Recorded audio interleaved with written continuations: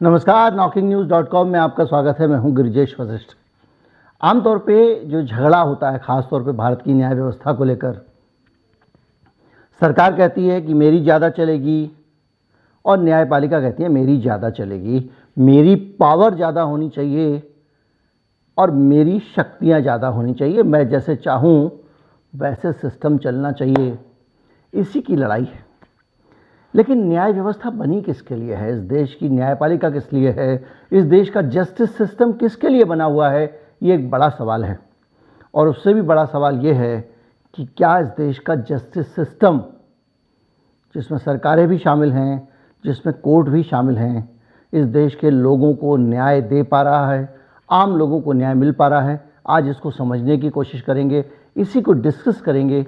कहीं मत जाइए, चैनल को सब्सक्राइब कर लीजिए। और अगर आपको इस वीडियो को देखते देखते मन में ये ख्याल आए कि इस देश में न्याय से ज़्यादा अन्याय होता हुआ दिख रहा है, तो वीडियो को शेयर ज़रूर कीजिएगा। मैं अभी आया।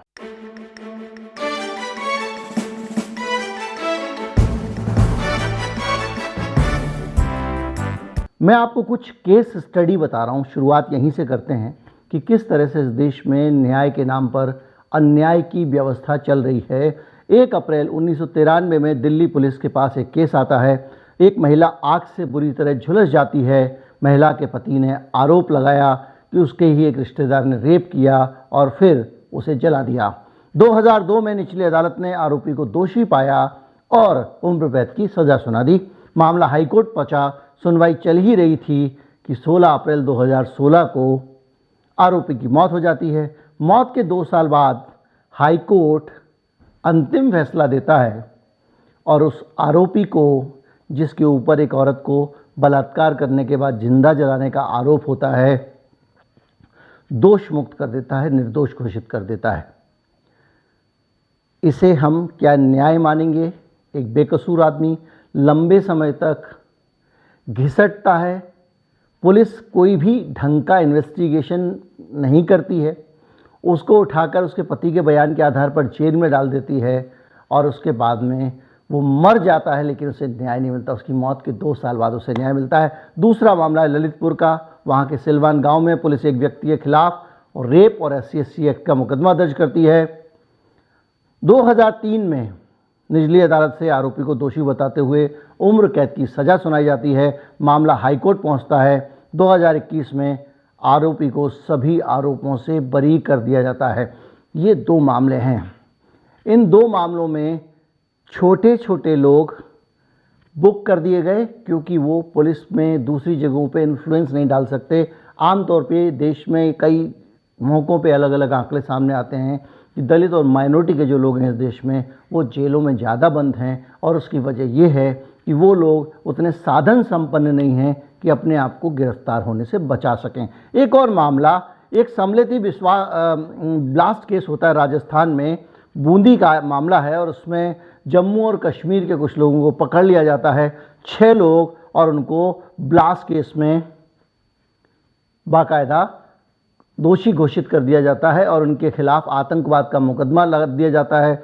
लंबे समय तक वो जेल में रहते हैं और राजस्थान हाईकोर्ट उन्हें छोड़ देता है और ये कहा जाता है कि इनके खिलाफ जो प्रोसिक्यूशन ने आरोप लगाए थे वो कमज़ोर थे, उनको गलत तरीके से फंसाया गया था सिर्फ इसलिए क्योंकि वो कश्मीरी हैं। वो लौट कर जाते हैं और वापस जब पहुंचते हैं तो पता चलता है कि उनमें से एक के माता और पिता की मौत पहले ही हो चुकी है।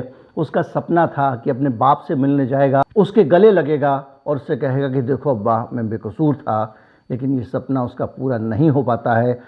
चांद मोहम्मद का मामला किसको याद नहीं होगा। उसको उत्तर प्रदेश पुलिस ने बरेली में बाकायदा उठा के आतंकवादी घोषित कर दिया। चांद मोहम्मद की कहानी ये थी कि बरेली की पुलिस एक जगह कुछ जुआरी जुआ खेल रहे थे, उनको पकड़ने के लिए जाती है। पुलिस से बचने के लिए जुआरी लोग भागते हैं, कुछ लोग कूद जाते हैं और नदी में डूबने से मौत हो जाती है कुछ जुआरियों की। उस मामले में ये मुख्य गवाह था। इसकी गवाही रिकॉर्ड ही होने वाली होती है कि इसके ऊपर आतंकवाद का मुकदमा लग जाता है। और जो लोग बरेली में मंजा बहुत बनता है तो मांझा और पतंग का काम होता है, तो मांझे का जो कचरा पड़ा हुआ था उसको पुलिस ने उठा लिया और कहा कि ये जो है बम बनाने का सामान था और बहुत सारी चीज़ें मिला के उसे बुक कर दिया। 5 साल वो जेल में रहता है। 30 साल का लड़का 5 साल तक जेल में जाता है, लौट के आता है और लौट के आने के बाद में समाज उसे स्वीकार नहीं करता। उसकी अपनी बिरादरी, उसके धर्म के लोग उसको अपने घर पे नहीं बुलाते हैं, क्योंकि उनको लगता है कि इस आदमी को अगर हम अपने घर बुलाएंगे, ये आतंकवादी के उसमें बंद रह चुका है, कल के दिन हमको भी कोई नाप सकता है। और वो आदमी अब एक दरगाह में सेवादार बन गया है, क्योंकि उसको कोई नौकरी भी नहीं देता है। आतंकवाद का लेवल एक बार लग गया, पूरी ज़िंदगी नहीं छूटता है। सरकार छुड़ा दे, कोर्ट छुड़ा दे, लेकिन आदमी समाज से पीड़ित रहता है। लेकिन यहाँ कहानी सिर्फ इतनी सी है कि न्याय के नाम पर कितने बड़े बड़े अन्याय, फॉल्स इम्प्लीकेशन का केस इस आदमी के ऊपर लगा दिया गया। इसी तरह से एक आदमी है जिसका नाम है इरशाद। इरशाद नाम के एक लड़के को गिरफ्तार किया जाता है, 11 साल तक जेल में रखा जाता है। उसके बाद CBI उसको क्लीन चिट देती है और ये बताया जाता है कि इसको गलत तरीके से गिरफ्तार किया गया था और इसका पूरे जीवन पर उसके बहुत बुरा असर पड़ता है। एक आयशा मीरा बेगम होती है, उसकी हत्या के आरोप में एक लड़का है सत्यम बाबू, उसको आंध्र प्रदेश में गिरफ्तार किया जाता है और उसके बाद उसको 8 साल तक जेल में रखा जाता है।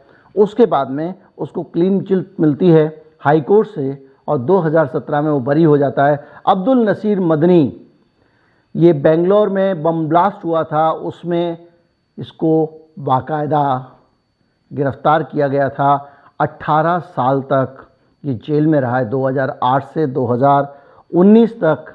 उसके बाद में इसको बाइज्जत बरी किया जाता है और ये स्पेशल कोड इसको कहता है कि ये कोई एविडेंस नहीं है जिसके आधार पर कहा जा सके कि आतंकवादी था।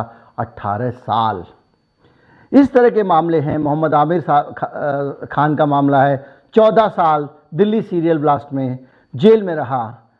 2005 से लेकर 2019 तक उसको एक्विटल हो गया। रज़ा खान 23 साल जेल में रहने के बाद उसको गलत रेप केस में, फॉल्स रेप केस में, मध्य प्रदेश का आदमी था, गिरफ्तार कर लिया गया। उसके बाद उसको छोड़ दिया गया। ये है कहानी, ये है कुछ केसेस जो हमारे देश की न्याय व्यवस्था की कहानी कहते हैं।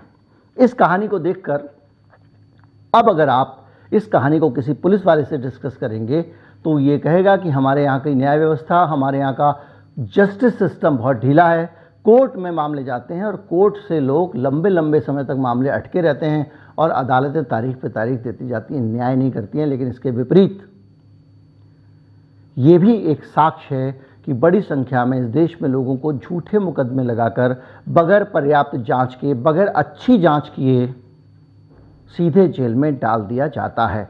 अगर आप एक रिपोर्ट पे ध्यान दें जो टाटा ट्रस्ट की रिपोर्ट है, इंडिया जस्टिस रिपोर्ट जो अभी अभी आई है, उस रिपोर्ट के हिसाब से जेलों में जो कैदी बंद हैं उसमें 69% कैदी, यानी 70% से एक कम, यानी जितने लोग जेलों में सजा याफ्ता हैं उनसे 2 गुने ऐसे कैदी हैं जिनको अभी तक सज़ा नहीं सुनाई गई है और किसी को 20 साल, किसी को 25 साल, किसी को 30 साल कैदों में रहते हुए हो गए हैं। आप सोचिए कि जो 69% कैदी किसी जेल में ऐसे हों जिनके ऊपर अभी तक दोष सिद्ध नहीं हुआ, यानी वो अभी तक उनको सज़ा मिली ही नहीं है कोर्ट से। 69% लोग ऐसे हैं और 31% सिर्फ ऐसे हैं जो सज़ा जिनको सुना दी गई है। इन सज़ा सुना दी गई वालों में भी बहुत सारे लोग ऐसे होंगे जो बेकसूर होंगे और ऊपर की अदालत से छूट जाएंगे। यानी कि मेरे देश में बेकसूर पे एक बार उसकी गर्दन पे हाथ गया सिस्टम का तो बचना नामुमकिन होता है। रिपोर्ट ये भी कहती है कि भारत में जेलों में जगह कम पड़ रही है, यानी कैदी ज़्यादा हैं और जेल में जगह कम है। इस तरह से लोगों को ठूसा जा रहा है। 19% ज़्यादा कैदी हैं जेलों की क्षमता से। इसके अलावा जेलों में बहुत सारी भीड़ भरी हुई है। 35 राज्यों और केंद्र शासित प्रदेशों में अंडर ट्रायल कैदियों की हिस्सेदारी 50% से ऊपर है। 23 राज्यों में 5 साल से ज़्यादा समय के विचाराधीन कैदियों की संख्या में बढ़ोतरी हो रही है, यानी ऐसे लोग जिनको 5 साल हो गए हैं और अभी तक उनके ऊपर मुकदमा ही चल रहा है और वो जेल में बंद हैं। कम से कम अगर आप मुकदमा चलाकर सज़ा समय पर नहीं दे सकते तो आपको जमानत दे देनी चाहिए। लेकिन जमानत देना तो दूर, फॉल्स इम्प्लीकेशन कितना ज़्यादा है। अब अगर इसको आप इंसानियत के नज़रिए से देखें हमारा कानून कहता है कि जब तक कोई दोषी नहीं पाया गया वो बेकसूर है। हमारा संविधान कहता है कि जब तक दोष सिद्ध नहीं हुआ व्यक्ति बेकसूर है। लेकिन जिस दिन व्यक्ति को पुलिस ने पकड़ लिया उसी दिन से उसके माथे पे कसूरवार का ठप्पा चस्पा हो जाता है। मीडिया रिपोर्ट करती है, सबसे पहले जो एक रिपोर्टर होता है वो बार बार यही है वो आदमी जिसने बीबी को मार दिया, यही है वो आदमी जिसने रेप कर दिया। आप याद कीजिए हैदराबाद की वो मुठभेड़ जिसमें वहाँ के जो आईजी डीआईजी जो भी थे, टॉप अधिकारी थे, डीजी साहब थे, उन्होंने बहुत वाहवाही बटोरी सिर्फ इस बात से कि उन्होंने सड़क पे एक बेहद गरीब फुटपाथ पे रहने वाले बेघर लड़के को गोलियों से भून दिया था और एक लड़की के साथ में बलात्कार हुआ था। उस बलात्कार के मामले में उस आदमी की जान ले ली थी और ये घोषित कर दिया था कि यही अपराधी था। खूब वाहवाही लूटी। बाद में पता चला कि उस आदमी को, बेकसूर आदमी को पकड़ के पुलिस वालों ने मार डाला था और उस आदमी के मरने के बाद में इस देश में हर इंसान ने तालियां बजाई थी, मुझ जैसे दो चार को छोड़ दीजिए, जिन्होंने कहा था कि ये मारना गलत है। पुलिस मुठभेड़ में लोगों को मार देना, किसी के घर पे बुलडोजर चलाना, खुद ही घोषित कर देना कि अपराधी है, बाद में पता चले कि वो था नहीं था, जिसके ऊपर मुकदमा हो जाए। अब ये मामला चूंकि पॉलिटिकल हो गया, लेकिन आजम खान का सोचिए, उसके ऊपर इतने मुकदमे चलाए कि वो मुकदमों में जमानत लेते 150 से ज़्यादा मुकदमे थे। चुनाव निकल गया उस आदमी का, और वो इलेक्शन क्या, अब तो उसकी मेंबरशिप वगैरह सब चली गई है। इस तरह के इस देश में सैकड़ों मामले होते हैं। वो तो आजम खान थे, हम और आप सब मामले को जानते हैं। जो आम लोग हैं उनका क्या होगा, उनके साथ क्या होता है, इसकी आप कल्पना कर लीजिए। फर्जी मुठभेड़ और दूसरी चीज़ है। और जब इस पूरे डाटा को जाते हैं तो एक रैंकिंग भी जारी की है इन्होंने, और वो रैंकिंग अपने आप में बहुत कुछ कहती है। उत्तर प्रदेश की रैंकिंग जो है उसका 18वां नंबर है और 18 राज्यों की ही ये रिपोर्ट है जिसमें सबसे ज़्यादा खराब स्थिति उत्तर प्रदेश की है। उत्तर प्रदेश में इंसाफ मिलने में बहुत देरी होती है और उत्तर प्रदेश की जेलों में इंसाफ मिलने की चाह में पड़े हुए लोग सबसे ज़्यादा हैं। पिछली बार भी इसकी रैंकिंग 18 थी। कर्नाटक नंबर 1 है, लोगों को गिरफ्तार करता है, सही मामलों के साथ गिरफ्तार करता है। देखिए, अगर पुलिस ने सही केस नहीं बनाया है और बार बार तारीखें आ रही हैं तो वो सिर्फ ज़रूरी नहीं है कि वो तारीखें अदालत की सनक है। तारीख का मतलब ये थोड़ी है कि आप गए और वो फैसला सुना देगा। आप जो तथ्य पेश कर रहे हैं, जो एविडेंस आप पेश कर रहे हैं, उस पर जब अदालत आपसे सवाल जवाब करती है और देखती है कि पूरी तरह से दोष साबित नहीं किया जाता, तो वो कहती है कि ये किया आपने, जाइए ये रिपोर्ट लेके आइए। ऐसे तारीख मिलती है। अब तो वीडियो रिकॉर्डिंग उपलब्ध है हाई कोर्ट्स की, आप देखते ही होंगे। तो सिर्फ न्याय व्यवस्था में न्यायाधीश और अदालतों के ऊपर आप दोष नहीं मढ़ सकते। जो इन्वेस्टिगेटिव एजेंसियां हैं, जो सरकार है, स्टेट है, जिसका काम है ये मुकदमा चलाना, वो भी बराबर की दोषी हैं, बल्कि ज़्यादा दोषी हैं। कर्नाटक में 14वें नंबर पर उसकी रैंकिंग थी, उसने अब सुधार ली है। अब वहाँ पे यह है कि मुकदमा ही इतना स्ट्रांग बनाते हैं कि 2, 3, 4 सुनवाई में हाईकोर्ट देख लेता है, हाँ भाई पूरी जांच सही है, सारे सबूत सही हैं, सारे गवाह सही है, मतलब ये आदमी जाने लायक है, तो उसको जेल भेज दो, खत्म। कर्नाटक, तमिलनाडु दूसरे नंबर पे, तेलंगाना तीसरे नंबर पे, गुजरात चौथे नंबर पे है, आंध्र प्रदेश 5वें, केरल 6ठे, झारखंड 7वें और मध्य प्रदेश 8वें नंबर पे है। लेकिन अगर नीचे से देखें, यूपी, बंगाल, बिहार, राजस्थान, उत्तराखंड, हरियाणा, पंजाब, महाराष्ट्र, उड़ीसा, ये सारी स्थितियां हैं। ये जो रिपोर्ट आई है वो ये कहती है। तो कुल मिला के जहां से हमने बात शुरू की थी,